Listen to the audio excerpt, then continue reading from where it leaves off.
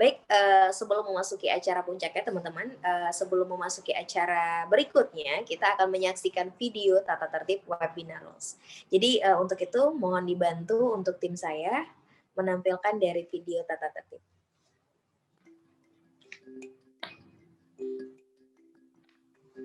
Selamat datang di webinar Kamispace, tata tertib webinar. Pertama, pastikan jaringan internet kamu lancar. Kedua, siapkan pertanyaan untuk sesi tanya-jawab. Ketiga, siapkan kamera untuk foto bersama. Keempat, pastikan nama kamu di aplikasi Zoom sesuai dengan nama di saat registrasi. Kelima, berpakaian sopan di depan kamera. Keenam, seluruh peserta diwajibkan mengisi absensi dengan link yang akan diberikan di penghujung acara. Terima kasih. Pastikan kamu mengikuti tata tertib webinar di Kamispace. Jadi untuk dari acara review project webinar kali ini akan dipandu oleh moderator kita, dan sebelumnya saya akan mengenalkan dulu secara singkat. Freddy Kirana ST ini merupakan alumni arsitektur Universitas Sumatera Utara dan merupakan independen arsitek di Kota Medan dan sudah memiliki banyak portofolio project yang sudah dia tangani. Dan spesial kami persembahkan untuk webinar dari review project 05 dengan keynote speaker-nya kita Mr. Qhawa ya, yang akan dipandu oleh moderator yaitu Freddy Kirana ST. Kami persilahkan. Alright, good evening everyone, and welcome to kamispace webinar. Yeah, the 5th review project with Qhawa Architect. Before we begin, I would like to say hi to the people that involved in tonight's webinar. Good evening to our panelists, Mr. Qhawarizmi Nosriman, and good evening too to Mrs. Rosilawati from HDI Sumatera Utara, and good evening Mr. Robert Mansirait from LPJK Sumatera Utara, and good evening also to Mr. Tony, as CEO of Kamispace and Director in LP Kamen. Tonight we are delighted to be back for the 5th time. The webinar particularly aimed to share knowledge and information about architecture with young architect through his or her research or practice. Tonight's model for the discussions will be a little bit different with philosophy webinar. As tonight, we will have more chill discussions. There are no boundaries about the questions as long as it is appropriate.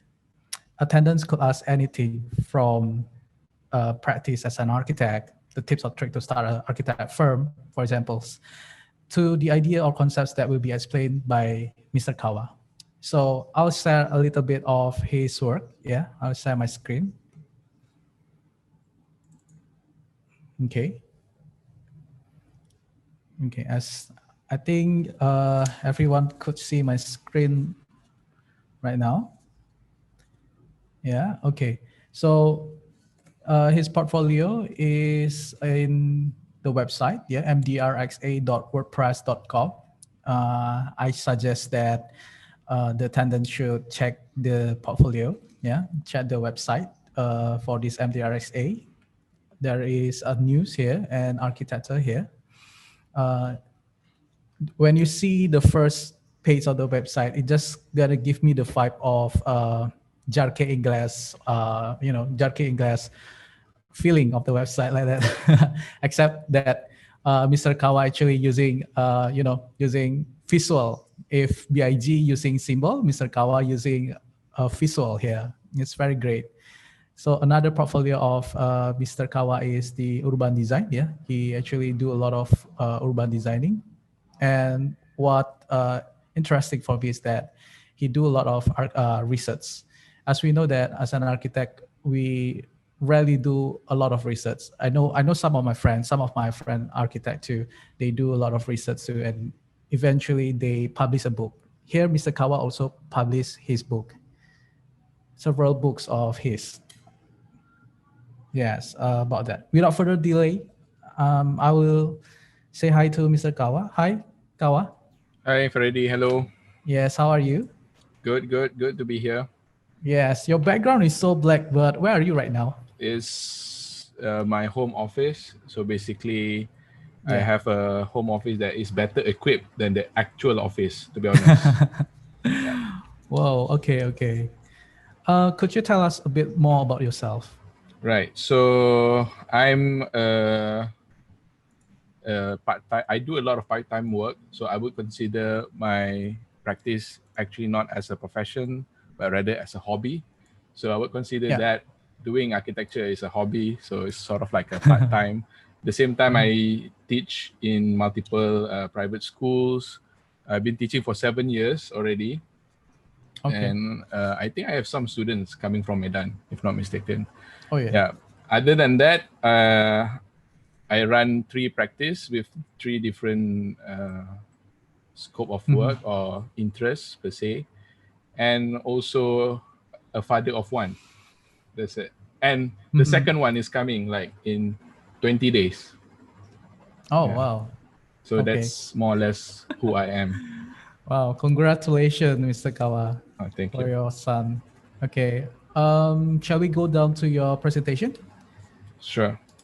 Okay. Shall I share my screen? Yes. Thank you. Right. So I was begin. So the talk today, I want to talk about some of our competition entry, and some of our entry has won national level competition. So hence it's called paid for success, not for the attempt. I think that's a very relatable term, because a lot of us, I don't know, a lot of us are doing free proposals sometimes for developers or potential clients. Eventually, uh, it's not chosen or selected. Sometimes it could be slightly frustrating. So I guess our business model is fairly risky, because in Qhawarizmi Architect, unlike the other 2 of my practice, we focus solely on competition. With that being said, if there is a slowdown in competition engagement, or right now you don't see much competition happening, so Yeah. it's a Correct. bit difficult. So that's the yeah. So that is the background. So hopefully we will show 3 projects, 2 small ones and 1 big one. So the first project is actually something that we won honorable mention. The second one we won third, and the first one we won first prize. The last one we won first prize. So this is a little bit about me. Sorry, the graphic is a bit gore. I like to play video games. I think my perception of space been formed by this video game, Doom. They use this parallel technology. Actually, it's not a 3D. It's actually a parallel drawing in perspective. So this is like the pinnacle of 3D game back then, and now we saw this graphic a bit more visual, a bit more 3D, there's colors and whatnot. And if you look at it carefully, slowly, a lot of my game look like my work, and my work of course will look like games. So as I mentioned in the beginning, I think Mr. Freddy has introduced MDRXA. So it is a research think tank. Okay, it's in the far end of the left. So you can see that eventually some of the learnings will be transferred to Qhawarizmi Architect, which will be focusing on design competitions. And I would perceive this practice is just as a tool for me to discover architecture, not really thinking about making money or stuff like that. It's very secondary. And the last but not least is Practical Architects Semberhad. It's a practice that actually undertook work, doing submissions, doing that tender drawing, contract drawing, and all those legalities related to architecture. So if you want to think about an object to represent this practice, it's sort of like a shovel. It's just meant to open up ways or perspective of seeing things. Is a broad stroke, more abstract. Meanwhile, Qhawarizmi Architect is slightly more refined. It gives direction to the project form. And the last but not least, the precision of Practica focus a bit more detailed and accurate, because obviously it in the realm of contractual and legalities. So you don't want to get sued or go to jail. So in short, they serve different prongs. So from left to right, they inform each other. So some projects from competition go to commission, and some research go to competition. It go back and forth. The reason why I enter competition is that, for example, in Olympic, right, even though you are very, your country can't compete with GDP, with advancement of technology, but your country can compete in running, and you can be the best in running. So that's why I enter competition, because I want to fight with the big boys in Malaysia, of course. So my first project is this. That I want to share is a competition of urban public space under highway. And this is how it looks. It's just like a flyover. I think there's a lot in Indonesia as well. So basically the space looks derelict, it's dead. There's few homeless living around. There's nothing much going on. It's just fronting a terminal, which is hosting a bus, ferry, trains, and if not mistaken, what do you call it, in the future, skycab or cable car service. So it's fronting those buildings. So if you look at the site is fairly segmented because there's few roads cutting through the site, and the site is fairly inaccessible normally unless you walk underneath the highway, and it's divided into three. But no normal people would just walk there because there's absolute nothing there. So the circumstances is as such. It's noisy, and the top highway is constantly vibrating, and you can see that it's quite a challenge to get this become a public space. But put that on hold. We move on to this. For 100 years, we have been using natural ivory, okay, like so it's like elephant tusks or rhino tusks to make combs and other stuff that we usually use. So the invention of synthetic polymer is very new, 100 years ago. And if you learn or have heard about the story of King Midas, you will know that King Midas is a king that loved gold so much. One day he got the power to change everything that he touched, turn into gold. He becomes sad because everything that he touched turned into gold, including food, so he can't eat. Eventually, his daughter come and console him. They hug, and eventually the daughter become a gold. So I would say eventually you will. I will reveal why this is important. Basically, King Midas loved gold so much to the point where his children become gold. And this is also happening with us. We love polymer. Polymer or synthetic polymer is called plastic in a normal term. Plastic is everywhere. Things that usually be made from steel or wood now has been made from plastic. That's not limited to all this utensil, but also high-tech equipment such as our smartphone, our car. You know that the door, the steering, some of the component is plastic. Our money and house. And the unfortunate things about this plastic is that 90% of them is actually a single-use plastic. I think this is not news. Everyone kind of know this is sort of a problem. And you can see that we rarely think about where they actually go after we are done with them. Obviously, we're going to throw them away.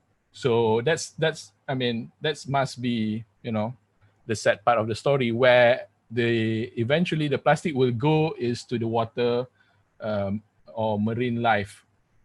And you can see that the plastic will never, not really disintegrate. It will go somewhere. It will go and haunt this aqua life, and eventually making their life difficult and pollute our river and ocean, right? So all this circumstances really prone to countries like Malaysia, for example, because we have a lot of shoreline. You can see that Peninsular Malaysia is fairly a thin line of landmass. So our country is like 360 circled with ocean. So you can see that the amount of wastage, plastic wastage that we exude to the ocean. And for the, unfortunately, since China has stopped importing plastic, Malaysia has taken up that role. You can see that the amount of plastic waste coming from this first world country flooding into Malaysia, and it got to a point one day that they returned the plastic. This is inaccurate. Actually, we have 400 or 500 illegal plants that actually process recyclable plastic. But actually, when you go and put your plastic into recyclable, they are not actually recycled, but rather they've been sent to this plant, okay? And then this plant are in charge to dispose it however they please.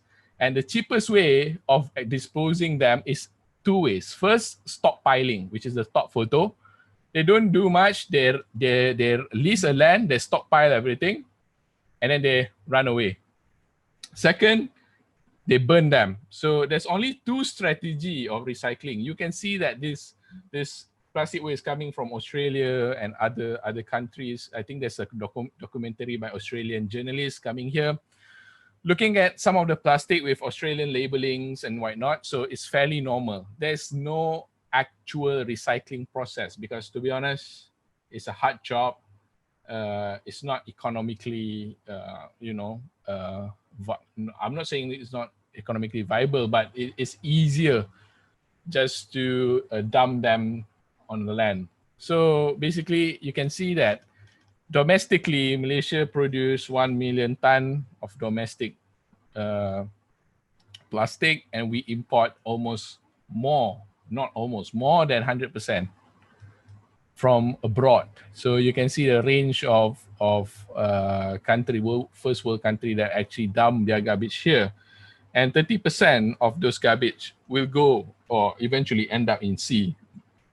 And then we have this subset of scenarios. But this is not the worst story. The worst story is actually there, the area where you can't even see where the plastic is, in a form of microplastic. And this microplastic is actually disintegrate from the plastic waste that you see floating around. And currently there's 51 trillion pieces of this microplastic. Since it's in such a microscopic size, it is prone to be eaten by the zooplankton. You can see that zooplankton will not know the difference. And basically, you know what zooplankton been eaten by? Of course, our aqua life, including fish that we consume. But not only fish, we can see traces of microplastic in honey or plastic additive, at least in sea salt, bottled water, tap water. And this is not news. I mean, ocean pollution has been going on for years.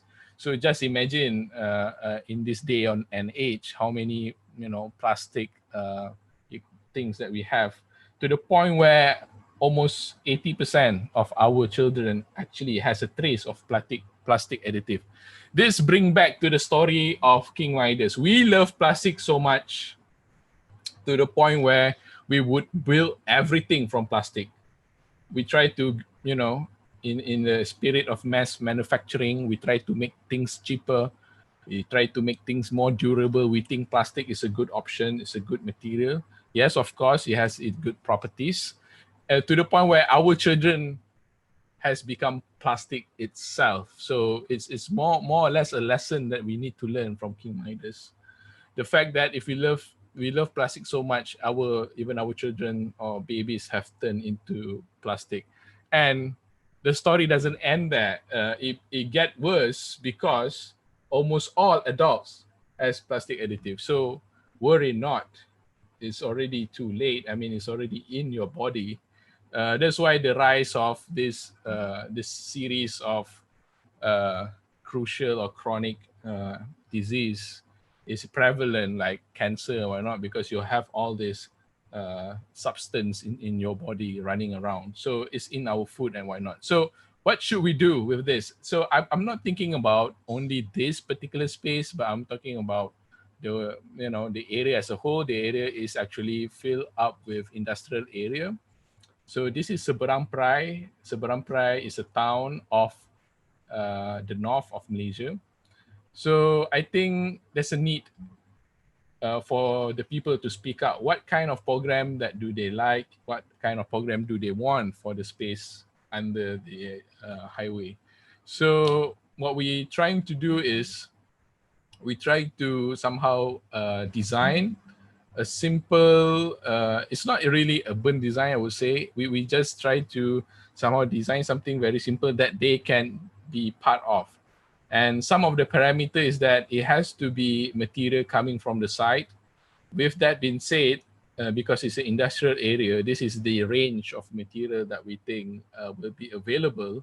First, because we want to ensure that the material has a second chance of life, the material can be reused, the material will not go away or not go to the sea. As you can see, Seberang Perai are also very near to the shoreline. And this is the subset of the range of cars that we have, outlined that can somehow help us to manifest the space that we want. The second parameter is that we want them to construct this themselves. So we made this simple modular frames that they can somehow fabricate themselves in a way and erect the installation themselves. So basically, if you look at it, it is a fairly simple frame with several notches with a very stable dimension. So it's square practically. And you can see that the frame is actually made of marble plastic waste. So if you melt plastic and try to, foam or mold them, it will look like this. And we can connect them from all four sides to create this cube. And this cube will eventually become a modular that you can go up, left, right, and eventually after you have done this, you can dismantle or repeat. And basically it's fairly simple, very light construction, and it's not going to be permanent. And the whole pavilion can be melted again if you have another another design or another frame to construct. So basically, as a whole, the community, as even teenagers, small children can participate, and it has this wood property, so you can just drill them. So it has this tensile and compression strength of a soft wood. So you can build up the whole pavilion just using, I think, not mistaken, two molds. Another one is just the angle to create the roof. So this is like a fairly modularized pavilion that will be imposed with programs inside the houses, what we call houses or rumah per se. And basically, we did try to simulate what if we introduce 12 houses. So in the real life, it could be any or more than 12, but we try to say that you could maybe start with this 12 houses. It's a collective that serve different function, that serve different walk of life, and try to, somehow offer something for everyone. So it's become slightly more inclusive. So the pavilion is arrayed as such. You can see that there are a few clusters. So there's a top one, there's one cluster, and then the bottom two, side B and C, is another cluster. And we did a greenhouse on the other side of the road and a clock tower on the other side of the road. For the of course, we need some advertising revenue as well, and of course, for the people that is commuting or using the road. So you can see that it's a fairly busy road. So it's fairly hard to imagine how people would navigate the whole proposal underneath this elevated highway. So maybe if you look carefully, they are more or less the same, but they have distinct characteristic and function. For example, the first one is the main house or the rumah ibu or headquarters per se. They are for the local authority to show what are they are working on, what are the latest development. They're collecting comments, okay, they're collecting suggestion. And the second one is meant for for you to have an external viewing platform. I think is fairly a bit more enclosed than the first one. This is where you can have and spend your time, your evening reading or poetry writing or poetry presentation. And this is where the buskers can go and have a short show. And then Rumah Tani or the greenhouse is where the local school nearby actually adopt this to become their pet project. So they take care of this series of plantations. Rumah Tinjau, also an observation deck, and and as I mentioned, clock tower / advertising board. So there's a huge elevated highway that we can generate some revenue to fund this project. Rumah Kita is where it all started. This is where you get the recycling and molding of your particular frame.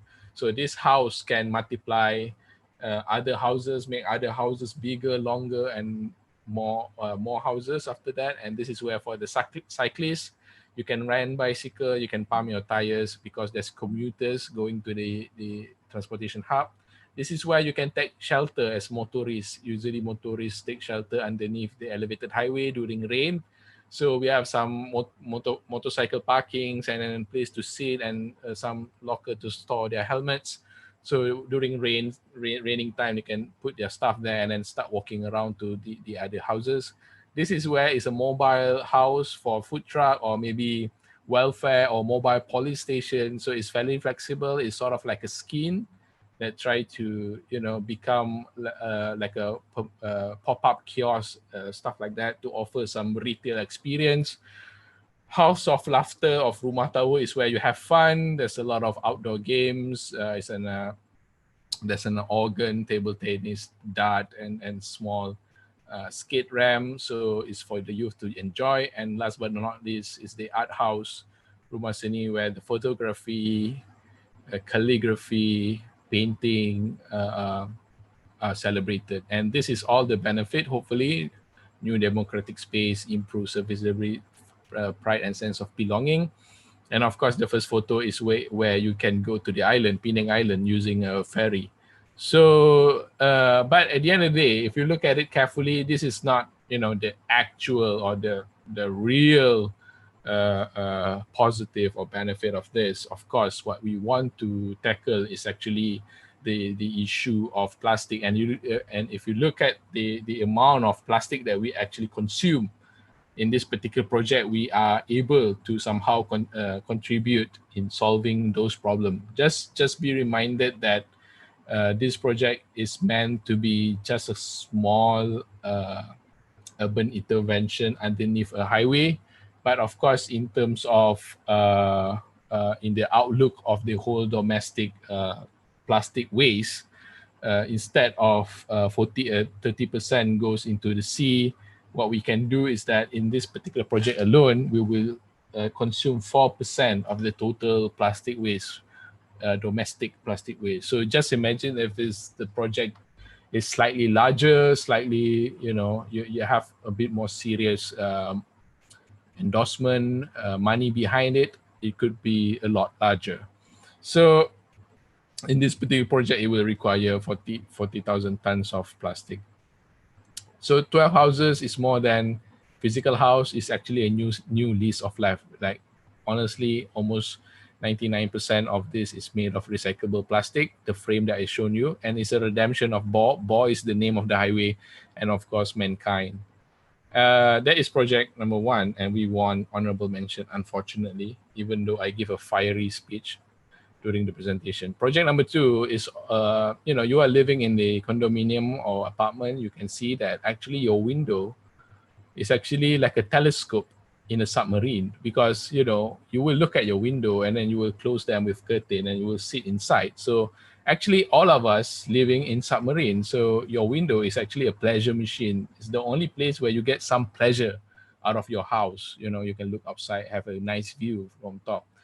And after you look at outside for 10 seconds and you're going to spend 10 hours inside, but unlike that, your room most likely look like that. It's just a mess. This is because product design is not designed with the house, meaning that the clothes are designed by someone else and the house is designed by someone else. So if you look at the relativity of architecture as a slow and static art, in the attempt to contain industrial design, your phone, your table, your clothes, it's weird because this phone updates every year and your house stays static. So there's some problem with the interior, definitely, how we think about house. If you look at the house that we have, for example, I give you an example, a typical Malaysian apartment. You bought it 100%, and if you minus the wall, the shaft, the piping area, whatever, the door, you can actually enjoy 87, okay? But if you minus the door swing, furnitures and whatnot, actually you can only enjoy 66. But you have to pay not 100% of the house, but 185%. I don't know. I'm not so sure how it works in Indonesia, but in Malaysia, that's how your mortgage works. Usually, it almost doubles the house. So you are, buying more than what you actually get. So this is some of our research that we did. We view, I think, 24 typical apartment plans, and you can see that the efficiency can range. The larger the unit is a bit more efficient, but the smaller the unit is, the worse it gets. So you can see that, for example, this particular unit is horrible. 60%, or some of them is below that. So you can see how actually your house, the problem with your house is really starting from the inside. So if you look at the typical internal wall, it looks like that. And when you put a furniture, it will look like that. It will triple in depth. What we're trying to propose is try to improve the wall performance with thinner material, but high performance material, and use the furniture as an insulation. In a way, your wall will work like a smartphone. If you don't like the wall/furniture, you can update the component, you can swap the kitchen, you can swap your wardrobe, you can swap your study, blah, blah, blah, blah. So that's what we thought. So the challenge is to find what Housing 4.0 is. So for us, Housing 4.0, it goes up and down. So meaning that it's been designed from the simplest thing, for example, utensil, up to the township. If you just imagine, everything that you design in this particular place follows certain dimensionality, meaning that if you have a pen, the pen will be as the exact dimension in your drawer, and your drawer will have an exact dimension in your table, and your table is the exact dimension in your house. So we try to propagate the idea of this super curated living space, and of course we have established some dimensionality to start, and the dimension must offer at least some range of flexibility. Obviously, we have a lot of site condition, and of course, land plots are fairly irregular. So obviously, we try, and I think we just made a sample of how it will look. For example, like this. It is a good public space, retail at the bottom, the ground, and it doesn't go that much higher. It just goes 7-8 stories, and basically it's modulated. And you get this private garden with shaded,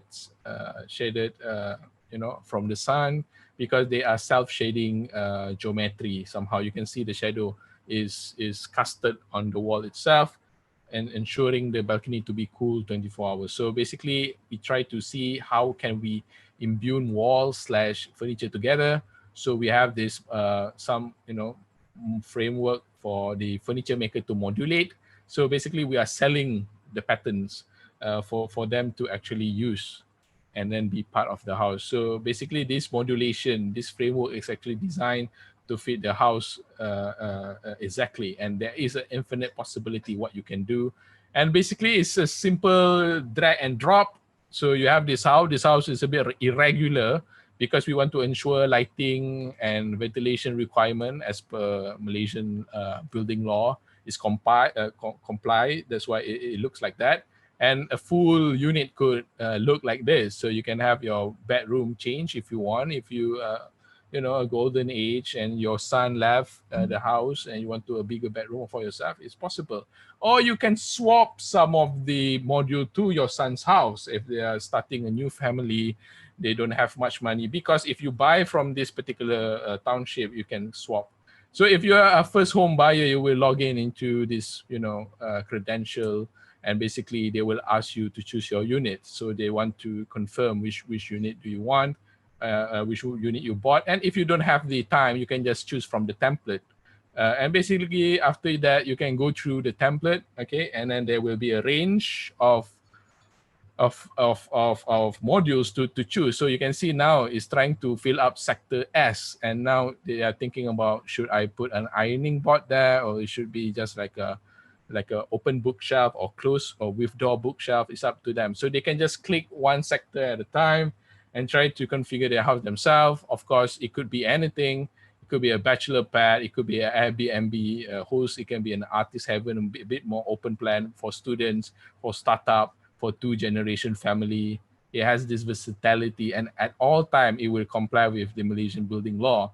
So that's the biggest challenge, to be honest, because trying to do a flexible layout is easy, but to make sure that it is buildable and configurable about while compiling to the law. Of course, the toilet can't be changed due to the fact that we have this piping and whatnot. So there is some limitation to the mall. But of course, this is the simplest unit. We actually have 22 unit types. So this zigzag shape or lightning shape is actually the simplest. The more elaborate unit type have 3 balcony. You can do a lot more. You can swap one balcony to be a whole jacuzzi, one balcony to be a barbecue pit, and we won third against the biggest, baddest practice in Malaysia. To be honest, we are very small. We are less than 5 people, and we are competing with practice that have 300, 400 people. All right, so the last one this is Penang again. This is the Penang Island, so it's different. And this is where the site is. It's Jalan Perak or Perak Road, and Perak Road is actually one of the main road that leads to the south and north. It's sort of like Bandung in a way, where the roads are going up and down, north and south. So this road, even though it's not a highway, it's just a 2-lane road. It is fairly busy, and the project actually asked us to relocate the existing pasar or Pasar Jalan Perak or the Perak Road Market into this site. So they give us 2 sites, Site A and Site B, and you can see now it is filled with small houses, which occupying government land, to be honest. So now they were thinking, how can we rejuvenate this particular area in a way? So you can see that this is fairly filled up with clinics and fire station and whatnot. But if you look at the trend of people shopping nowadays, mostly due to the COVID, it has accelerated to online. I'm not so sure about how Indonesia is, but I presume it's more or less the same. But that's not limited to goods. It also affect food supply, and of course, due to COVID, people not keen to buy themselves. They also supply fresh food. So all this amenities is fairly limited. I mean, they don't anticipate that COVID will change the market so much. So they don't have enough delivery trucks and whatnot. So people still go to wet market. Unfortunately, people still have to. In a way, they also prefer to choose their own eggs, chicken, vegetable. But the problem with market is that there's a lot of operational problems due to the lack of amenities, and basically you can see that a lot of old market infrastructure has tempered efficiency. So you can see a lot of self-built structure, and people nowadays prefer to get a ready meal rather than make their meal themselves. So there's also markets such as this has been left. And some other problem in the market is that you have to go through something like fruit to get to veggie, or through meat to get to fruits or something like that. It creates this inefficiency because market usually been designed this open plan filled up with booth with little directional cues, and people sometimes pass through a place more than once. And it increase the time you spend in the market. Of course, in a way, you might say it's good for commerce, but it's not good for COVID, where you pass around and then you congested the market. And market also have a deep horizontal floor plate, and it's usually dark. And market in Malaysia usually have a food court on the first floor. So when you go down to the market, actually you have this limited ceiling height, even though it's quite high, like 5 or 6 meters. But you have this unpleasant underslab because the thing that you see is only this white beam and floor slabs. So it's not actually good. And the placement has increased cross-contamination. So in Jalan Perak itself, they have this non-halal section to be part of the main market. So it could have that negative connotation that people might doubt the cleanliness due to the dietary restriction of Muslims. So you can see that when market is done, you will have to go through some parts of the store that has already done their business, and that might litter the place that they just clean up. So there's a lot of problem with this market, and they also have a lot of second layer stalls that increase the potential of unwanted association, favoring someone that have a exposure on the first lane. This is some of the market that we research. The composition, we actually research about 12 markets, and then eventually we see the patterns from these samples. So you can see that actually a lot of markets that is in the suburbs has other goods such as books, clothes, and other retail goods. Meanwhile, other markets in the city center will have bigger food courts because of the working population usually will enjoy having their lunch there. So there's this difference. So, but in the Jalan Perak market brief, there is a need for both. So we try to accommodate. But in order to understand how a market works, in the simplest term, you can see that how logistic has evolved. Now it starts from your phone and eventually went to data center and fulfillment center in a warehouse and been delivered by parcel service. It's actually a conundrum with an airport. You can see that on the other side of the airport is a concentration of people and baggage going to the airport. And then on the other side is dispersion of people and baggage. But you still have to match people and baggage together. So some people ensure that they want their baggage. So same goes to market. When they come to market has a selection of things. So you can see that the person on the left wanted this item, and it's actually a model of concentration by the vendors and dispersion by the buyers. A bit history of market in Penang. So this is some of the roads. People actually traded on the roads back then. So there's a lot of Jalan Pasar, Market Road, Market Square. It's normal. Almost in every city there is a road named as such, because it's very simple back then. People just bring their wares and trade on the road. But eventually that brings, because market bring crowd. So crowd also bring other stuff, including riots, politics and stuff, but civic movement and whatnot. But that's not only limited to, not saying it's all bad.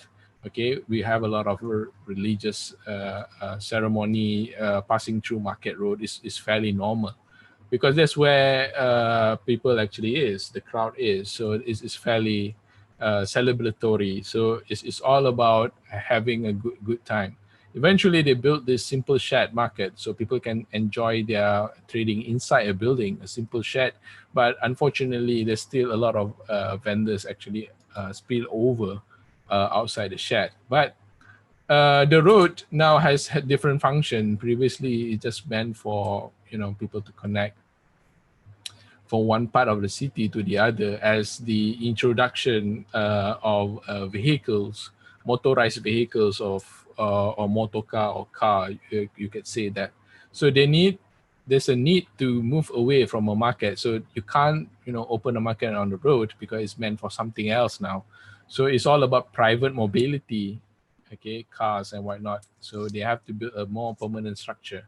So this is Qhawarizmi market, one of the historic market in Penang, and this is Campbell market, where actually the traders has gone into the shop lots because again the market can't cope with the activities because of the limitation of space and vendor count. Eventually, Qhawarizmi market has evolved to this, like a multi-storied building. So the images I've shown just now has been renovated or destroyed for this multi-story market. So this is the evolution of market in Penang per se, and there's still no way of stopping people trading outside the market or spill over. So the evolution of market is fairly there, and eventually the latest iteration of Qhawarizmi market includes 5-story car parking. So it become more and more like a sort of a shopping mall per se, and there's a event hall on the 3rd floor, and and what do you call it, 5-story car park podium at the back. So market is no longer a simple shed or whatnot. It's already become an integrated complex per se, which a lot of amenities. So if you go back and see what market is, Penang market is never a building. Actually, Penang market is an assemblage of building, a series of building forming the market. So in a way, we can say that Penang market shed archetype is actually a neighborhood, in lack of a better term. So you can see that there's a lot of other produce has been sold somewhere nearby the market. So this is a typical market district in Penang, and we want to bring that in our proposal. So we have to bring the flavor of urbanism. So this is some of the images that we want them to have this distinct character in an individual and different building with different color, to make an easy recognition. And of course, in the middle, there will be a place where people can belong, people can speak, socialize, and basically enjoy the time, because there's a character of this particular neighborhood market where people actually go to the market to actually meet their friends, not really buying anything per se, or they buy food and whatnot. And it should be a destination where it could be a turning point for this particular neighborhood to become a bit more known than its famous Georgetown. Georgetown is the historical part of Penang. Georgetown is have a very strong UNESCO World Heritage Site, and we try to bring some identity. So the market, once you look at it in a glance, you will know what this is, what project is this, where this is. And of course, it has to be universal, meaning that it's not, you shouldn't be so ethnically looking. It should be fairly efficient, fairly lack of better term, meant for globalized citizen. And of course, delicious, where Penang is known for its food street. I'm not so sure how Singapore get the first ranking for food street. I mean, Penang is way better. And green, of course, is don't have to be emphasized. Of course, cycling, promote pedestrian and whatnot. So this is some of the things that we want to bring forward during the attempt of the competition. So we did. And of course, it has to offer some range of efficiency.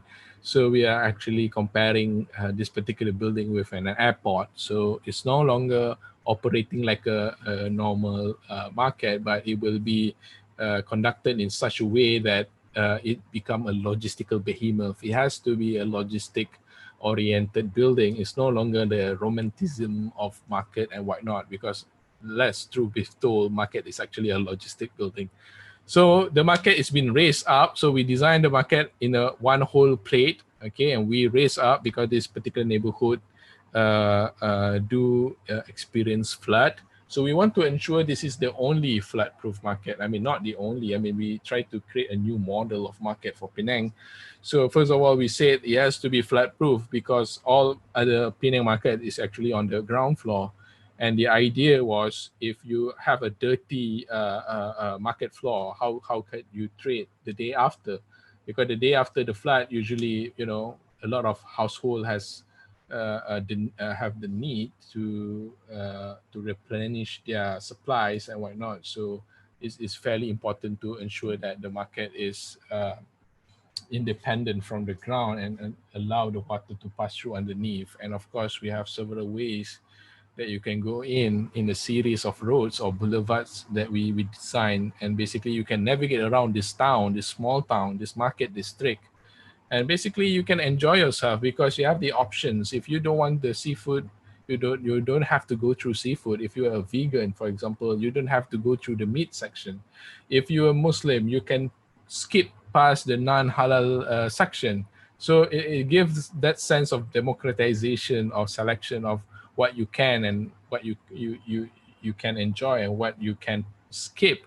So the idea is to give you more power and give the shopping experience that you never had before in other market, because in other market, it's sort of like a ghost house where you have, haunted house, because you have to go through like one linear route, either you like it or not. That's the way that you go in, that's the way you go out.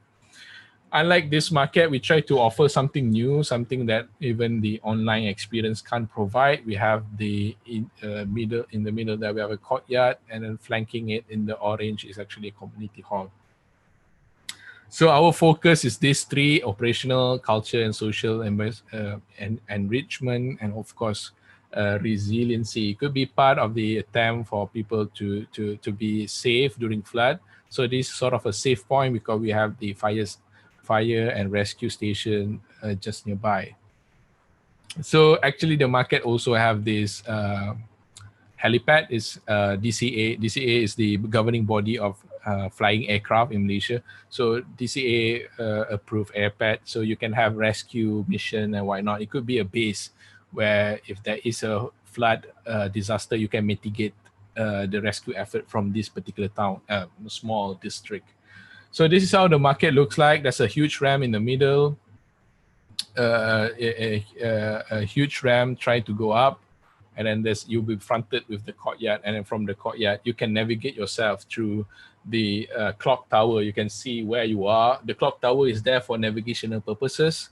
Of course, the clock tower also double as an art gallery, actually meaning as a very thriving art culture. If you know, like there's mural art, street art, music, and whatnot.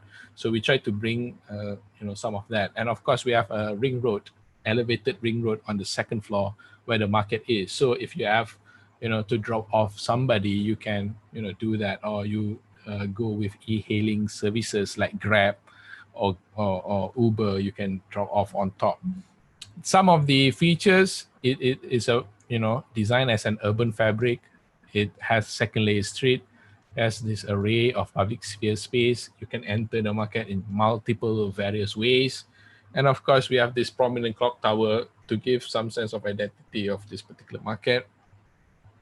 We have orchard all around, and basically all logistical area are concealed, just like your shopping malls.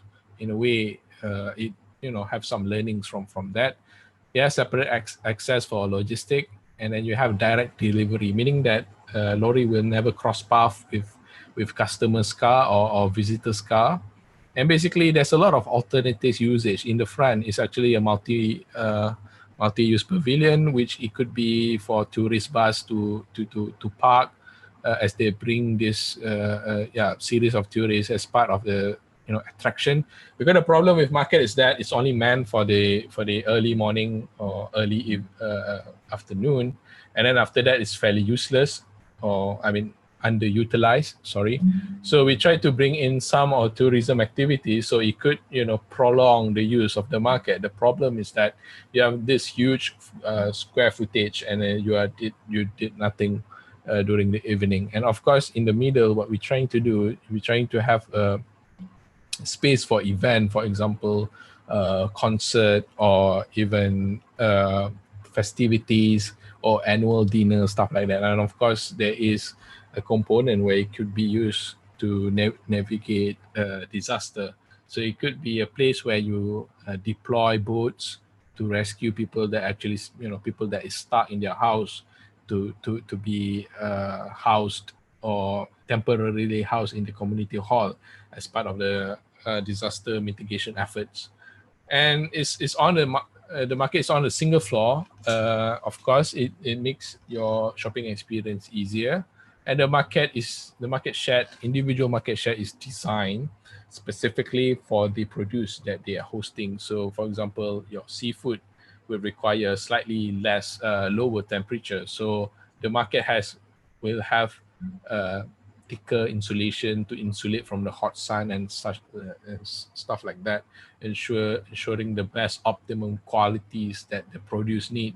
For example, for vegetable, you need more ventilation than the meat, for example. So the veggie shed will have larger openings, more frequent interchangeable of air.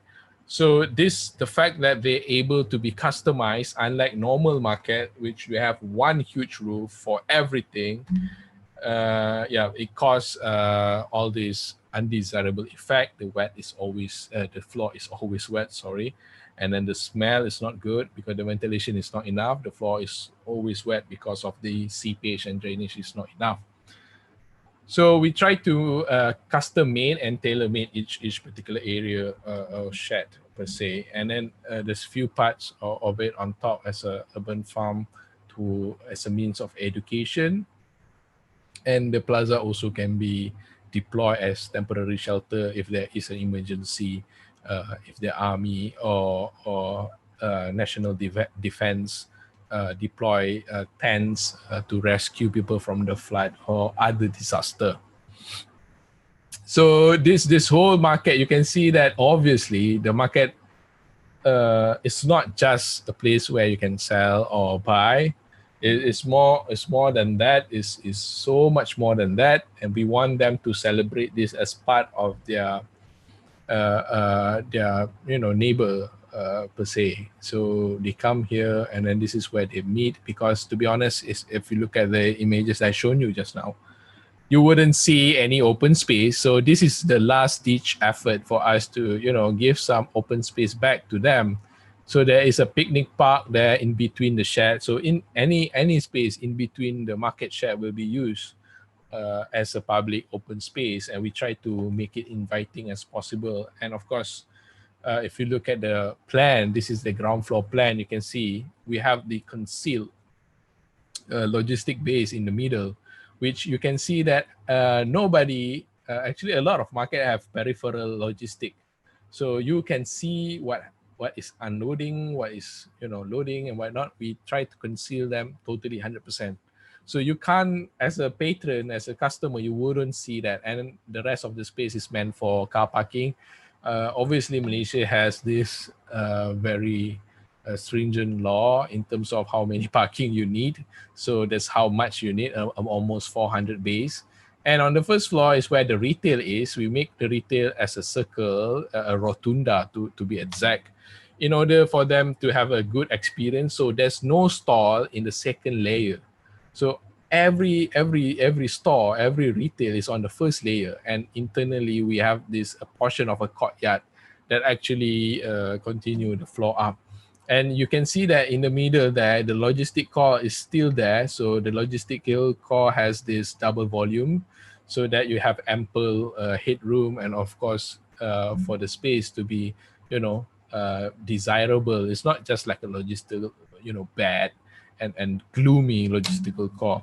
You can see that the market is in different color: red, purple, pink, stuff like that, magenta. And basically there is a access from the front road, okay, leading up to the circular road or upstairs. And you can see the internal avenues and boulevard giving you access to different part of the shed. So you can have this truly urban experience where you are truly in a small district with different building. You can have a field day exploring the market, and also in a way it increase efficiency, because if you don't have to go to the flower section, for example, you can totally skip that. And if you are a Muslim, as I mentioned, you can skip the non-halal section and whatnot. So this is just a roof plan. Each market share is designed with distinct roof. You can see that eventually from the aerial view, it will become a very strong identity because of the simpler shape that it introduced, which is sort of like an oval. In section, you can see that the market is actually again elevated from the ground. If you observe carefully, the market shed now has good lights coming in, good ventilation, because the market floor is now on the second level, unlike normal market in Malaysia. I'm not so sure how you guys do that, do markets there. But on the ground floor, it will limit the sun and the air passing through. So you can see the different profile, roof profile is tailor made to the particular produce, as I mentioned early on. There is a desirable performance of each particular produce. And underneath, you can see in red, where the racks are, is actually where the logistical core. So the logistical core take to volume, and you can have less frequent deliveries to the fact that you have storage. And the other section, you can see that the car parking is there, and then the food court in red, basically in two floors. And the loading bay is fairly prominent here. And the loading bay is not dark. There is series of skylight from the square upstairs that will bring light in to ensure that you don't need to on any artificial lighting. And then that's where the car road on the second floor with a car ramp going up.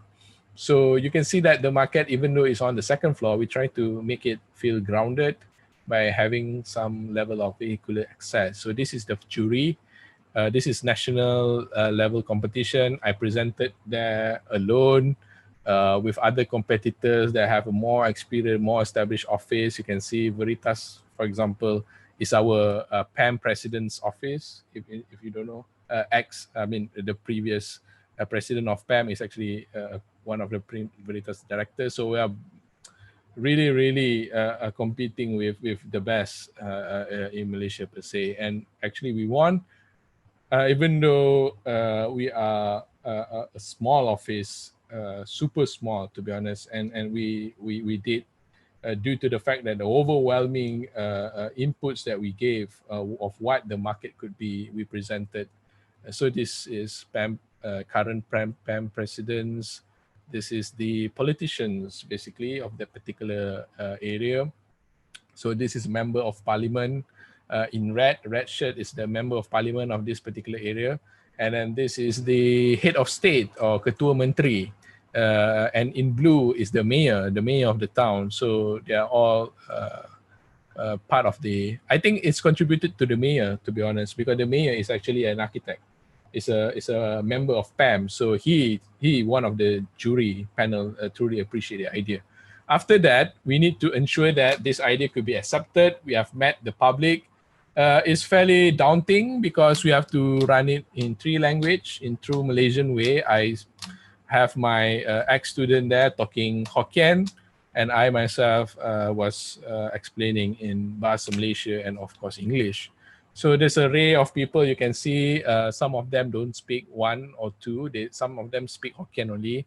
Some of them speak English only. Some of them speak Bahasa Malaysia only. So there's a challenge that we have to go through. I explained the exercise that we want to do. I explained to them, actually, we don't have anything designed.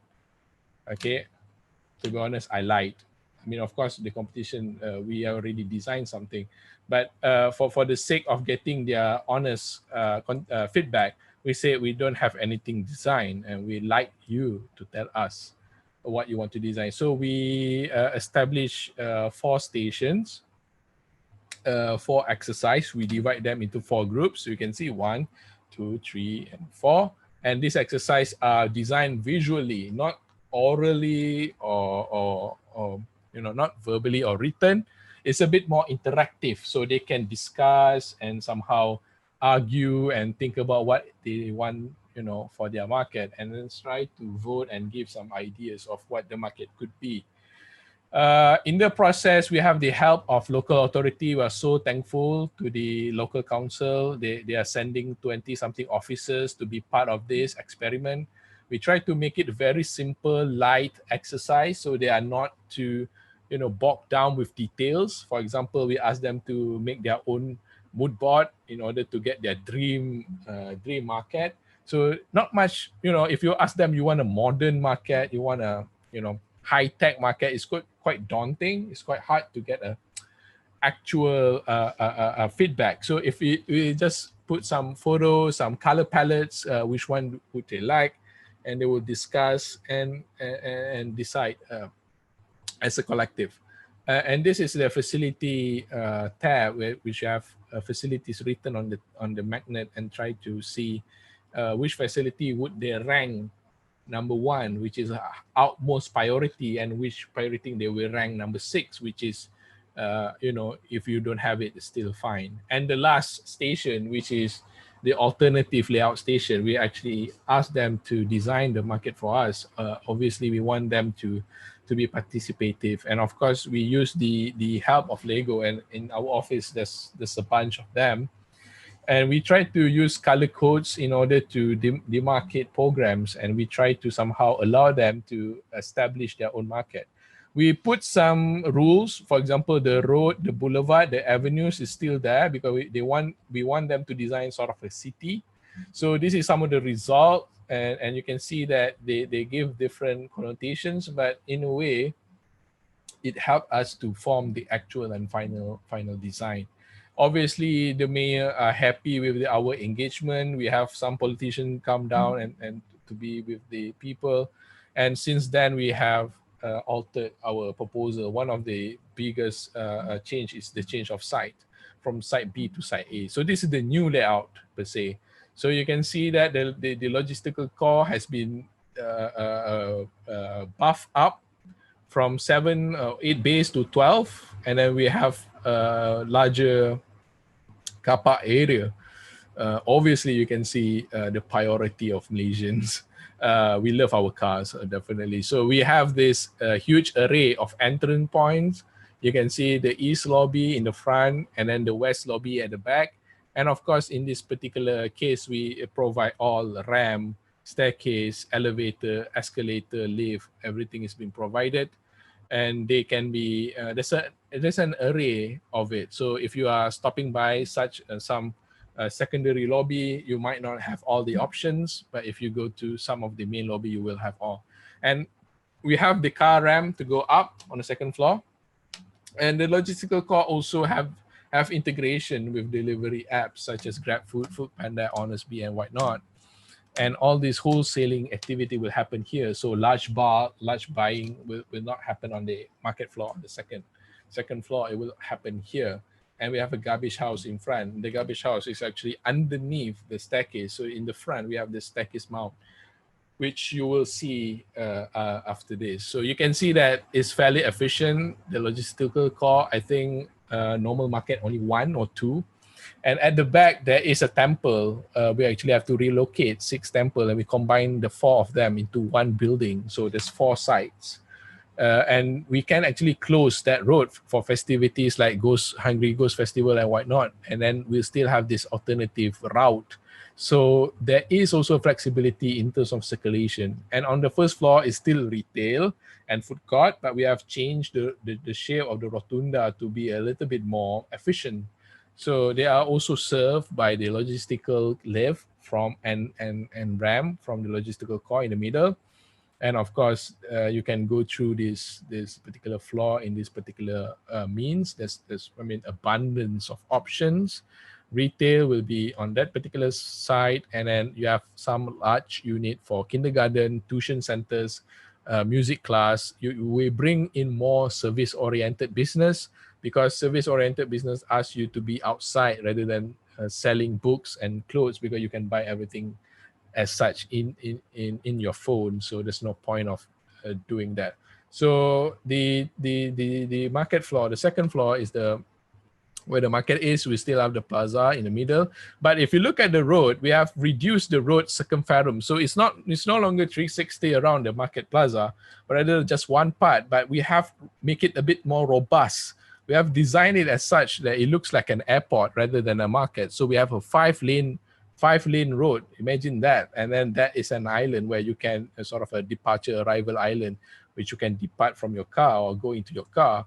And there is two concourse, short-term and e-hailing concourse. They are separated, and in total there are 5 lanes. So it's crazy. I mean, I think this is the first market ever. This is due to the fact that I have some experience in designing 2 airports, 2 international airports, but we didn't win the job. But more or less the knowledge is still there.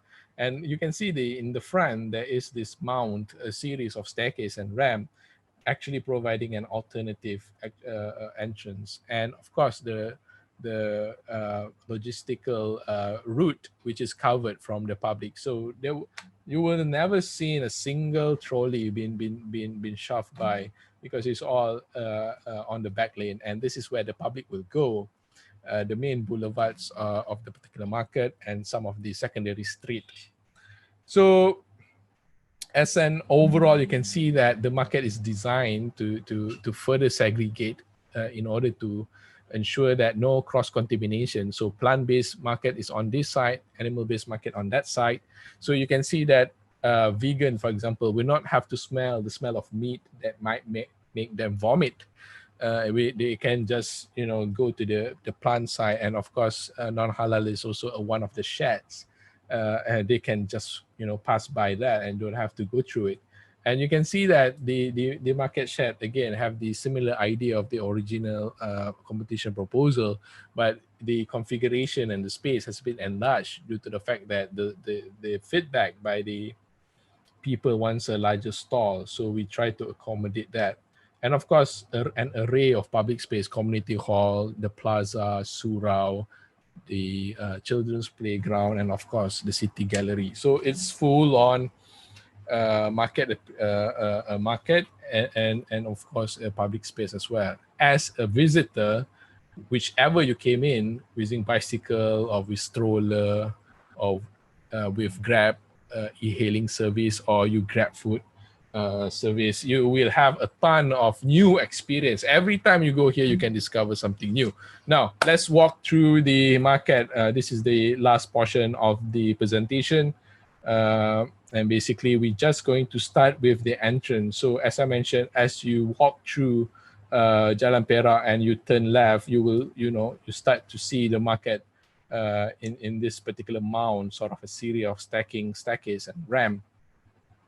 And actually underneath this particular mound is actually the garbage house. So instead of building a flat roof, we try to bring some of the staircase to be part of the socializing space. And of course, you can go through this entrance portal, which you can go up from ground to the first using this outdoor escalators.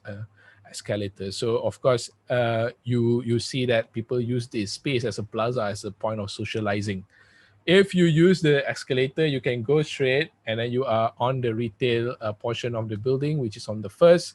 But if you decide to go straight to the market floor, you can continue your journey with the second series of escalators. We're fronted with children's playground. You can see how the interposition of this particular space, public space with the market space, and eventually you get direct access to this colorful fruit market. You can see the amount of space, light and air that can come in due to the fact that the market is on the second floor, unlike market on the ground floor. And basically you can see that it's a bit more desirable. You get this huge amount of light bathing through your produce. The produce looks good, even better maybe in some supermarket. It looks fresh, and you can start socialize. And practically the stall is designed to have this frontal that actually allow all traders to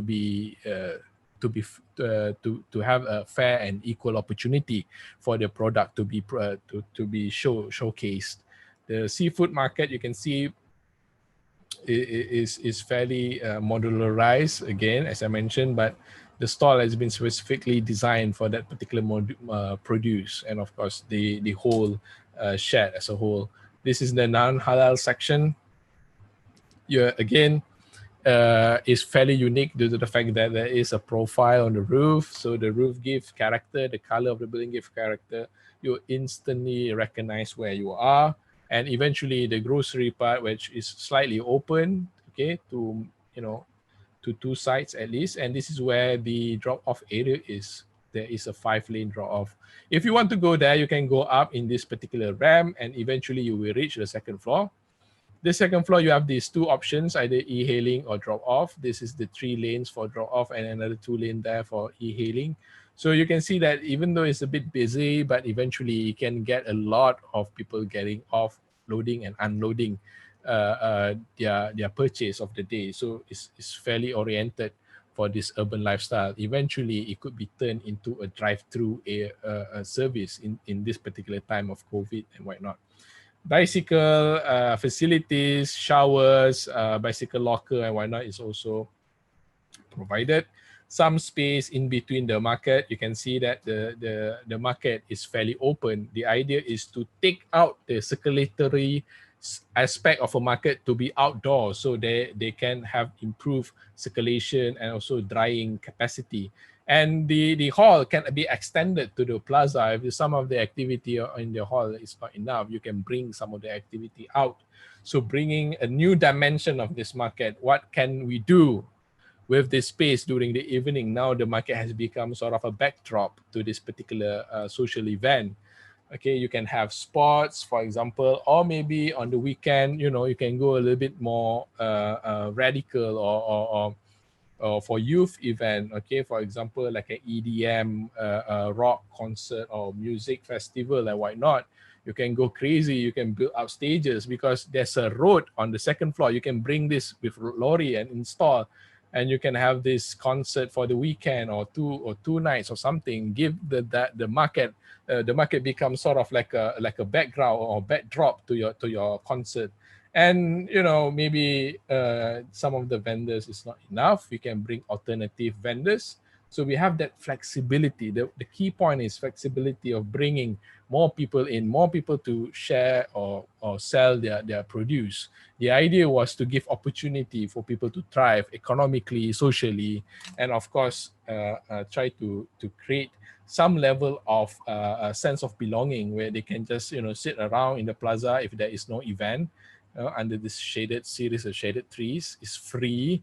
I mean, it's a good point of confluence, and of course, it's not only for the youth. It's meant for everyone, including families, or young children can enjoy. There is actually 3 playgrounds, so will be enough and ample. On top, there is the city gallery. Again, the clock tower has been redesigned as a point of wayfinding. This is a logistical core. This huge logistical core actually coordinates and plan deliveries, so there will be no traffic jam and whatnot, or macet per se.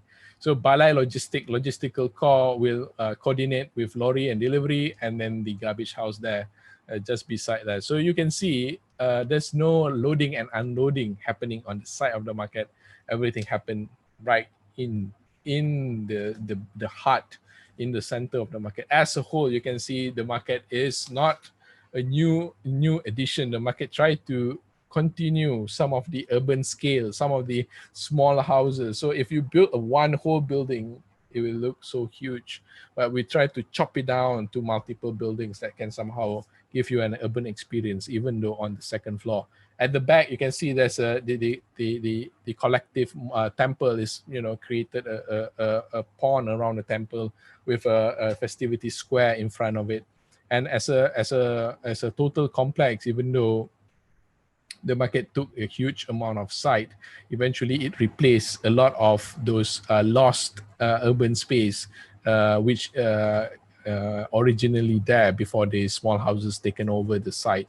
And you can see the market tried to give you opportunities, and you know, you can actually explore a new part of your town, even though you have not lived this particular neighborhood, and try to give this neighborhood a new identity, a new shining identity, which everyone can be proud of. Eventually, the market from above is very distinct. Is the fact that the color, you know, the shade colors, the urban composition of separated shade give a unique identity, unlike any other market in the world, which usually will have a large overarching roof covering everything. And I think that is all. I've been speaking more than 60 minutes non-stop, or slightly more than that. I wish all of you enjoyed the presentation, and looking forward to the questions. Yes. Back to you, Freddie. Yes. Okay. Can you hear me? Yes. Okay. Thank you very much, Koha. You are so great with your presentation. That I must acknowledge that, Kawa. Thank you. And I don't think you. I try Yeah? my best. Yeah, I was mesmerizing with your market, you know, the Penang market just now. I was mesmerizing. I was speechless, per se.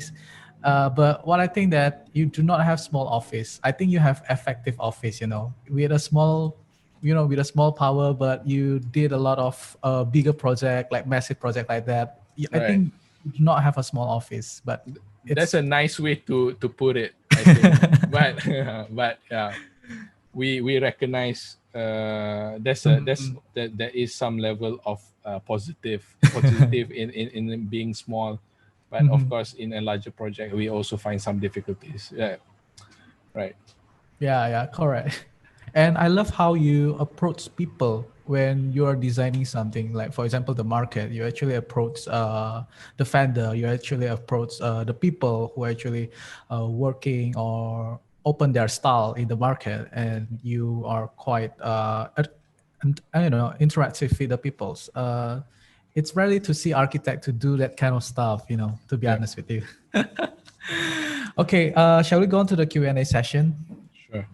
Okay, for the Q&A sessions, I will explain to you the attendance first. Okay, jadi untuk Q&A sessions kali ini uh, kita akan membacakan pertanyaan juga ya. Kita akan membacakan pertanyaan dari Q&A ataupun dari chat, atau attendance bisa angkat tangan ya. Jadi kita akan allow to talk. Jadi attendance bisa langsung bertanya kepada saya atau bertanya kepada Mr. Kawa secara live seperti itu.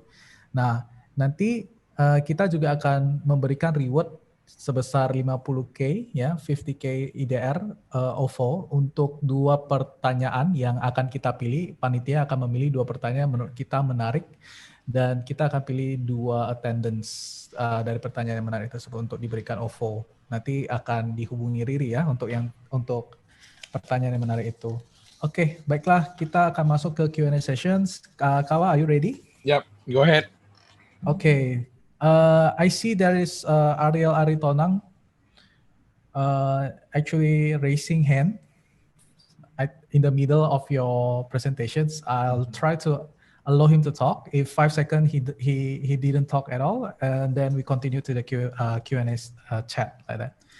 Okay. Hello, Ariel Aritonang. Hello. 5 seconds, Ariel. If you are not talking, then we go on to the Q&A session, Q&A chat. Okay, no, nothing. Okay, then let's go to the other. This one is from Q&A chat, like from Ahmad Sahwan Ismail. Right. Hi, talking about living space in middle of vehicular zone. I'm curious on how do you tackle the pedestrian flow, the vehicle flow, parking, safety, and safety. I think this is a question directed to the first project. I think the second project. The second. Yes. The house. Is it The house? Oh, sorry. I think the first. The first, right? Yeah, the first. Yeah, The first. I'm sorry.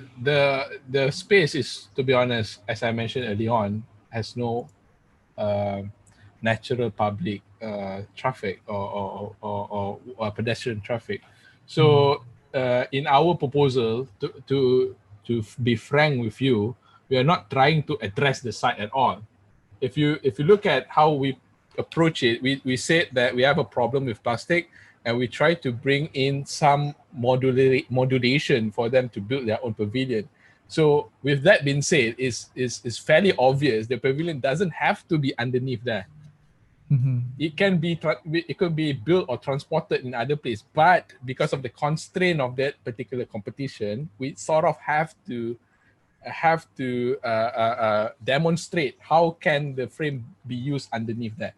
Okay, to cut short, we don't think much about the flow, the safety, and whatnot, because some other competitor did, and still can't resolve it because it's a non question. I mean, the competition actually not saying that they misdirected, but a lot of participants misdirected themselves by trying to resolving issue that they can't resolve.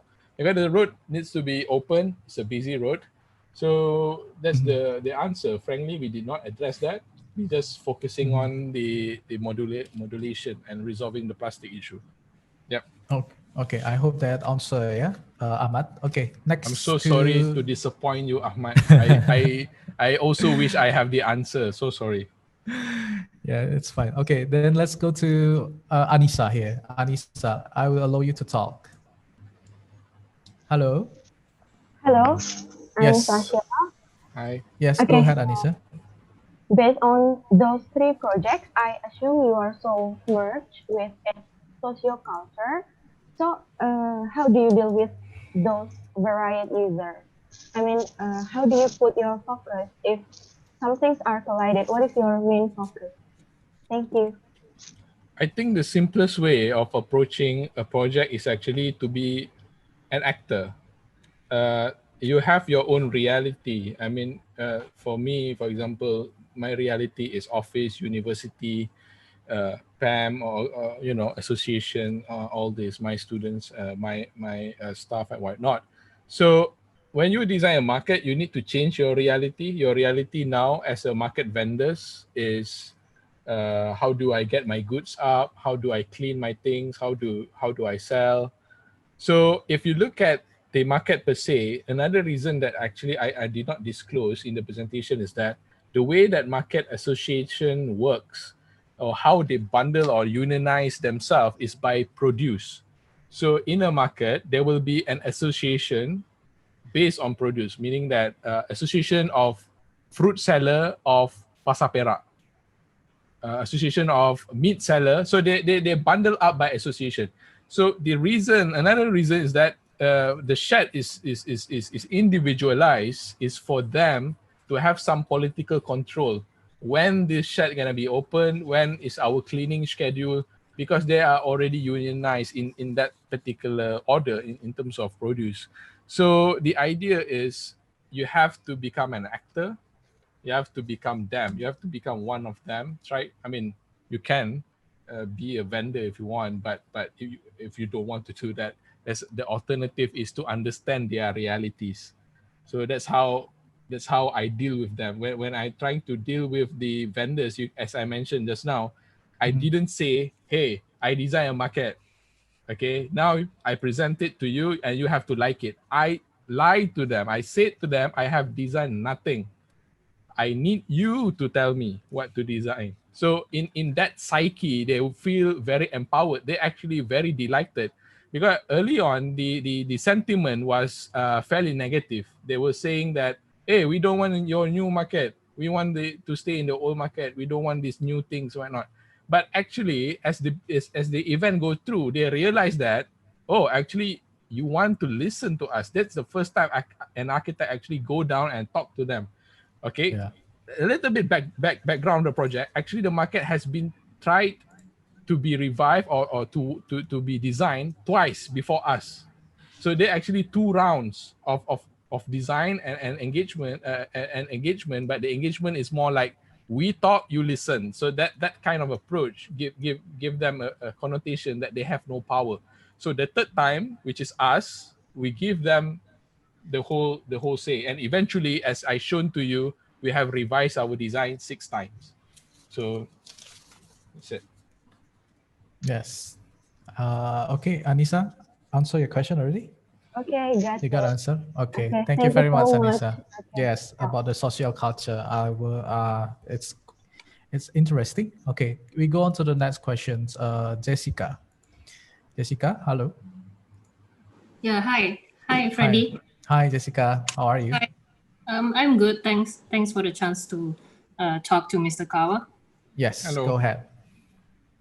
Hi, Mr. Kawa. Hi, Hi, how are you? I'm good. Yeah, I'm Jessica. I'm actually a founder in Studio Alo in Medan. I'm running an interior firm.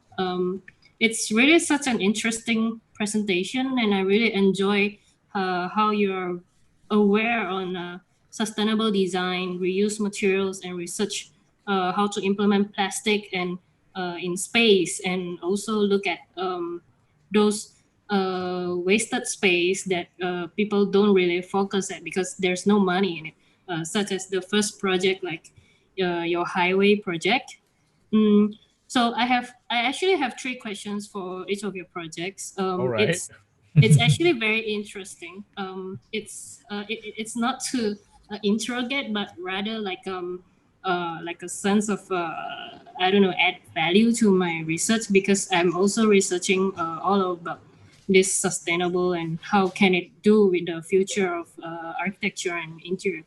So the first question is, for the highway project, that you're saying that you use the marble looking plastic, right? Yes. And then the patron, they can actually stack it by themselves, and it can actually shape the shape of what they want. like a Yes. stackable thing.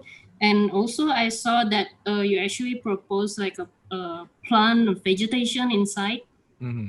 Yeah, it's really an interesting idea, but I really like to know, how do you picturize the overall outcome of those stackable thing, because it's plastic, right? Mm. um, we as a human so far, it's only started like maybe few years back, people start to live like in a recycled plastic house. But how do you picture the feeling of actually living inside?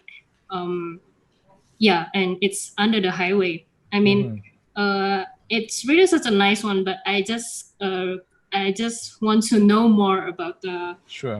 your imagination. And then the second one is the modular house. Um, it's it's really such a nice shape, and I understand that you're trying to um, create an efficiency in space, and also try to um, make it more, how do you say, like you can use it from generation to generations. But how do we humanize it, as in, I used to live in an apartment for quite some times, and for me, the hardest part from living in an apartment is actually to feel, um, how do you say, like to feel more in touch with nature. Mm-hmm. And I just want to know what's your opinion about that. And then the third one is pasar. It's I really feel connected with this idea of pasar, because I did my thesis about pasar before in Singapore. Mm-hmm. Um, and also, actually, in Medan, we have a Quite few similar. we have a few pasar. There is actually a basement for parking. First story is for uh, dry items such as like clothing, some other like gold shops, jewelry and such. And then the second story is actually for wet, how do you say, wet market. um but I just can't really imagine yet. I mean, it's an interesting idea, but I just can't really imagine yet um how does it feel like inside of the market itself, uh, when using your concept. It's such a nice idea, putting the market inside in the center of the community. But I just want to know how do you picturize the feeling inside it, or maybe I missed something from your presentation, or yeah, that's all. Right. So the first one, actually, the pavilion is meant for passerby or commuters that going back from the nearby transportation hub that I mentioned. There is a ferry, bus, taxi, train, and in the future cable car. So actually, it's not meant for living. They should be passing by. In terms of the material, the plastic is actually outdoors. So if there is a certain amount of fumes per se, it will be blown out because it's in such a ventilated area. So in a way, the plastic frame is not meant to give an absolute finalized configuration. We expect the community to hijack the frame, meaning Okay. that maybe they put up graffiti or street art, and then they hijack one of the houses and become like what they call it, street dance or whatnot. We expect people that don't have a place, okay, youth and commuters hijack the frames. That's it. We don't really ask them, like, you have to use this as such and such. Of course, in our proposal, we simulate. That's why I said we simulate, show that the frame could be used in 12 different types or 12 different performance or programs per se. So I hope it explain how does it work. It works in terms of period is temporary, is a short term, and in the usage program wise, it is hijackable, hybrid or whatever you want to call it. Yes, see. the modular house is a bit evil, to be honest, because when we propose it, actually this competition is run by a mega developer in Malaysia. So Gamuda Berhad, they own almost everything like shopping malls, IBS, everything, airports and whatnot. So we said to them, why you want to just sell the house? What if you can also sell things inside the house? So we said to them, if your house is designed to fit certain module, okay, then you could double up your profit. You can sell on both sides, the furnitures, the fittings with the house. Of course it sounds evil, but in a way, where we think about it, when you buy furniture A, furniture B, furniture C from different shop, they come with different modulation, right? When you buy something from IKEA or from other shop, it comes with different modulation. When you put them together, they will not fit exactly the wall-to-wall dimension. There will be some wastage. That's why I said to you, it is important if you do an house audit, how much space actually can you enjoy, and you will be claustrophobically amazed how small actually, maybe like 60%, as I demonstrate in the slides. So again, we also think the fact that the dimension is stable, is modulated. We also think other companies, for example, Elba, IKEA, or Sony, or Samsung, will come up with their own kitchen module, like stove module. So I'm not saying that we are the dictator of internal space. I'm not trying to say that. I'm trying to please the masses. I mean, of course, the custom-made, the high-end product could be all this shiny, different dimension, customized, whatever product is fine. But for the masses, we just want a working kitchen that we can update. Is it good? We can update our kitchen. And then a working wardrobe, of course, it's not meant for the high end of the market, because you want customization, you want personalization. That's I think what you mentioned just now. You're living in an apartment and you don't feel the connection with nature. That particular point I can't, address, because I think we ask so much of our house. We want it to be big, we want it to be comfortable, we want it to be functional. And on top of that, nowadays, I know there's a lot of trend that people have a separate space on top of their roof where they can see the sky and enjoy the nature. Yeah, maybe in those customized architecturally designed, by an architect. But as I mentioned to you just now, if you imagine this could be like the masses apartment, and if the masses apartment is this good, imagine what would happen in the higher end. It will be, the sky is the limit, to be honest. So that's how we think about it. So we expect, again, Hackintosh or IKEA hack culture will come in. If you don't have money to buy those branded things, you could just carpentry, work on the carpentry of that particular thing. You still have the opportunity to do that. Of course, in the slide, it looks very pristine, very, very very perfect, very orderly. But actually, if I could imagine it in a real house, it will be a mix of everything, right? You could have like a bookshelf, then suddenly on this side is the medicine shelf. It could be a total mix, even though in the perspective just now is fairly orderly. So we expect people, again, we don't really actually have the ownership. We don't really care about ownership. If you realize the theme of our work, we let the public to have their take on our architecture per se. Same goes to the market. We let them do whatever they want. They comment or give feedback to us.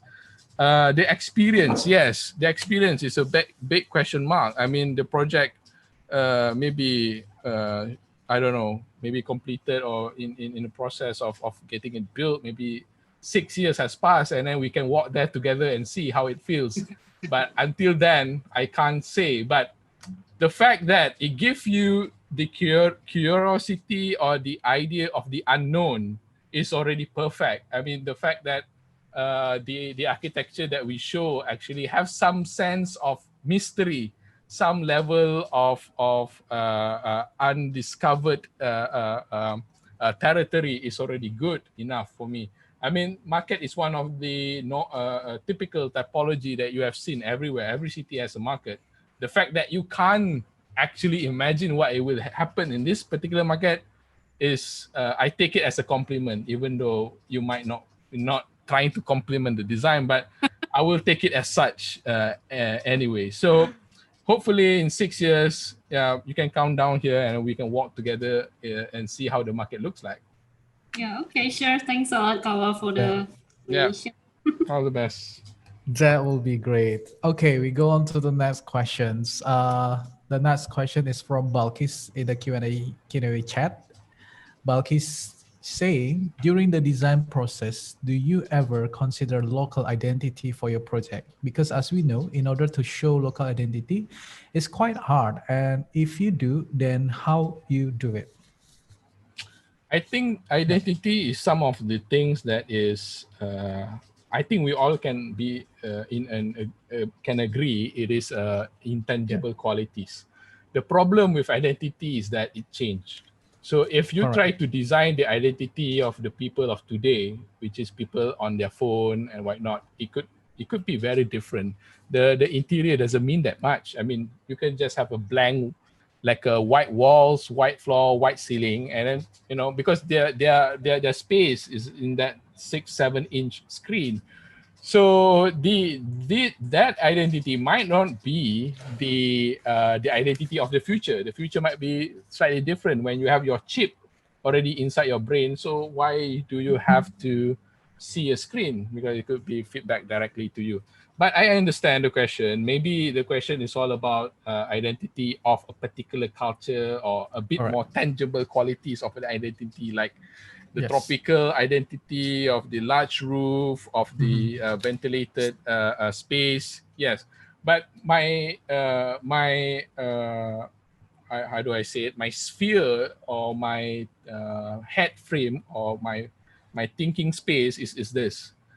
The reason why we try make it as universal as possible, because we are not pushing any form. We're not pushing any shape. Okay, if you go back, if you just reverse back and look back in our project, the reason why the market can be easily transferred from one side to the other side, the reason why the apartment principle can be applied to many type or many development or different site, or the fact that the frame could be anywhere, is because we understand we don't want to be the player. Okay, this a bit difficult to, I mean, not a bit difficult, sorry, it's just me. I have this problem of explaining. I'm a bad teacher, to be honest, but it's like this. Okay. Architecture based on form is like a child playing a Lego, creating a form. Okay, we don't want to be that child. We want to be the creator of Lego. Okay. So that other architects can play upon. So if you look at our frame, we just designed the basic frame. Then if other architect want to take it and design like a plus, like a straight, like a circle, it's up to them. Or even the house, we just designed the module, the framework. Then if Elba, Fujitsu, Samsung wants to redesign, put their microwave on top, stove down, it's up to them. Same goes to the market. We just design the principle as a model, and when Penang have another market, want to apply the same principle, we still can have the market to be separated. We can still have the boulevard, the avenues. So we actually, I mean, I at least envision myself as the Lego creator, not the Lego player. Okay, that's I think long. that's a good answer. Yeah, no, it's so fine. Sorry. It's okay. Maybe we take around 3 questions more, right? This question's from Nur. Okay, let's allow her to talk. Hi, Nur. Hi. Yes. Hello. Hi. Yes. You can go ahead with your question. Yes. Right. Hi, I'm Sheila Rosalie from UCM. I'm actually a lecturer at UCM, teaching the second year. Hi. So my question is just a simple one. It's not your projects, of course, the three projects that competitions that you've presented just now were excellent. You had your issue, and then you had your design strategies, and then you had your contacts, you had your proposal in the end, which is kind of like thorough. But my question is just, I want to ask, like, how do you actually approach each competition? Like, what would be, because I want these students to get involved in competitions. Yes. Yeah. What would be important to include? How do you actually start a project? Yeah. Thank you. To be honest, there is more competition that actually did not make it due to the fact of time, or we don't have much idea, that we decided not submit, or we submit like a very funny and like almost parody submission. Sometimes we do that. But for some issues that we are fairly passionate in, I think the first thing that you should do, okay, this is another quote that I always tell my students, is that architecture is about everything except architecture. I mean, if you think about the architecture of market, the architecture is not that important. I mean, not the door, the wall, the floor, it's more or less the same. Everyone can do that.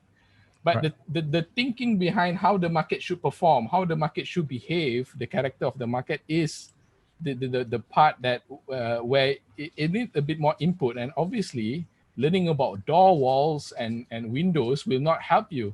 So that is first. Understanding the market or understanding whatever subject is not about the physicality of the particular subject. It's about other things, that the politics of it, the operational, the economics of it. As I mentioned, the house, we are presenting to a developer, so we are trying to compel them, saying that you can have a total dictatorship market or economic influence against your buyer. Right. So because when you have this sink or cabinet, usually the first thing that the buyer do, for example, a Prima house or whatnot, they will just take it out.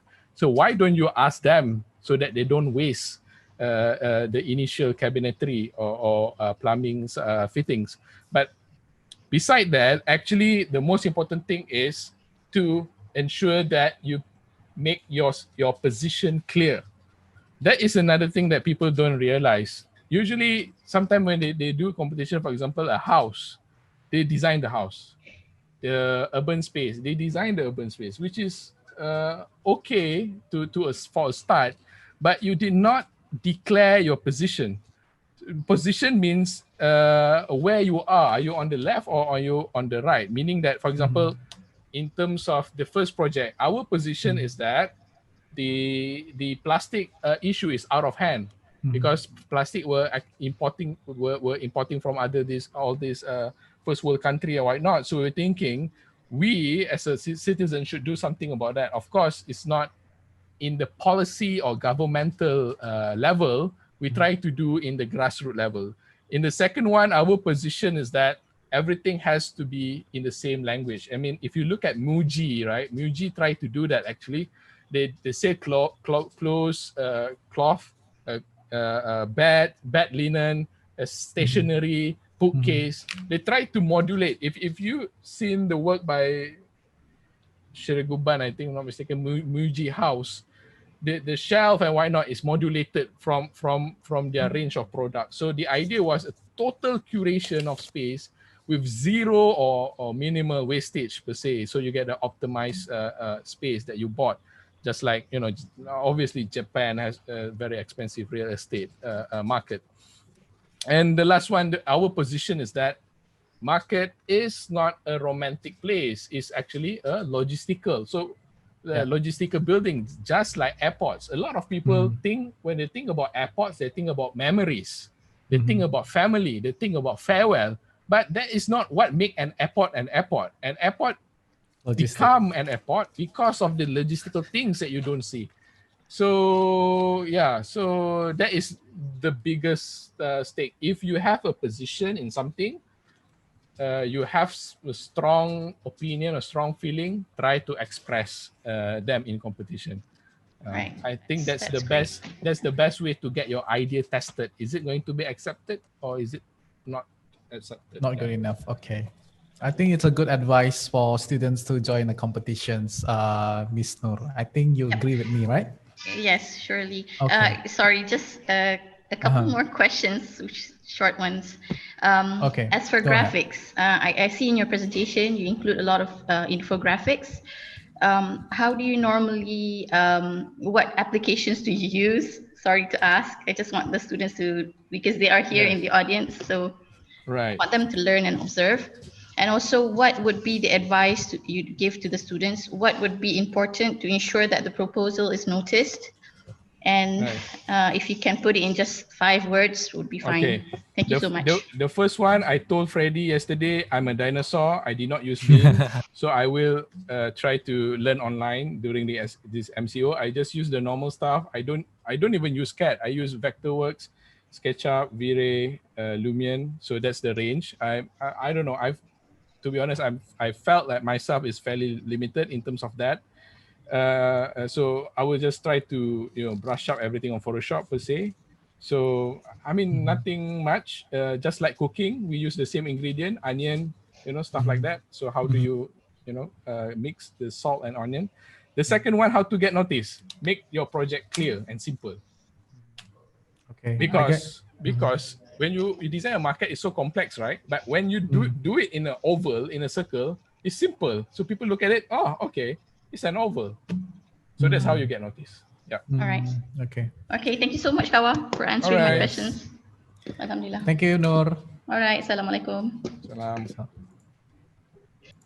Okay. I think the questions also assemble with another questions like from Asli and Ilham. I think it's the same questions that have been answered. So I guess we don't need to answer that. There's 2 more questions.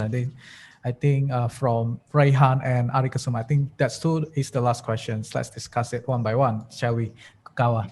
Okay. This one is from Rayhan. He was saying, I love your second project. You have very brilliant idea. How can you manage the executions from the concept to the real life building? Is there any difficulties that you find in the field? I don't think the building is built right. Yeah, it's Kawa?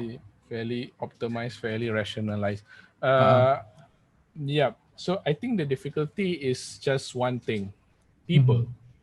When you deal with people, they are so predictable and also unpredictable at the same time. Other than that, I mean, the idea, the dimensionality, I mean, obviously you can figure that out yourself. But people, how do people react? How do people will, the acceptance or rejection that they will give? Sometimes you think they are so predictable, they definitely going to reject this. But long and behold, they are happy. So I think the difficulty is people, dealing with people. And that's why our team is so small, so I don't have to deal with so much people. Yeah. So yeah, but if you come to me and spoke to me, I will smile, definitely. I'm not saying I don't like people. It's just that people is very unpredictable and predictable at the same time. So yeah, that's the difficulty. The last question. Yes. Okay. The last question is from Ari Kasuma. It's from the chat that he wrote. On the development you made, does the space or place pattern and greenery do not disrupt the air pollutions around the object? I think it means by your projects have taken a lot of space. It used to be, and how could it not be contribute in air pollutions around the site? I think that's more like it to be the question. Yes. All right. Okay. To this, I would say it's relative. What does it mean is that obviously the thing that I shown you is all 3 competitions. It meant there is competitors. It meant there is 100 or more alternative. With that being said, for example, the market is 27, I think, participant, because the requirement is quite stringent to enter. The first project, I think, around 100 something. The second competition, 80 something. So that's the alternative that is presented to the panel. So with that being said, the panel, have looked at it, decided, okay, I want to build. So which is the best version of this particular building, this particular program? So obviously, the fact that building will consume carbon and building is actually a contamination effort is unavoidable. But at least we built the best version of that particular building. That's why if you have a green building, let's say a green market, let's say, but only a market, okay, only been used in the morning, let's say a quarter of the 24 hours, 6 hours, the first 6 hours of the morning, versus the market that being used 24 hour.